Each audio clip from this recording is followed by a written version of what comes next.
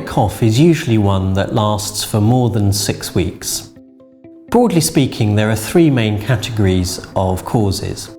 Firstly, problems within the lung, and this may include diagnoses such as asthma, pneumonia, or scarring of the lungs. In addition, there may be problems with the nose or sinuses, and this may result in phlegm or mucus dripping down into the throat that causes a cough. Thirdly, there may be problems with acid reflux from the stomach into the throat that irritates the throat, resulting in a chronic cough.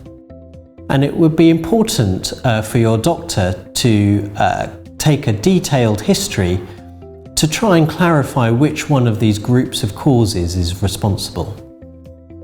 In terms of when a patient may want to see a doctor with a chronic cough, may depend on a number of factors. This may include the length of the cough, the impact of the cough on that person's quality of life, and also whether it is associated with other symptoms, for example, coughing up blood or fevers or pain in the chest.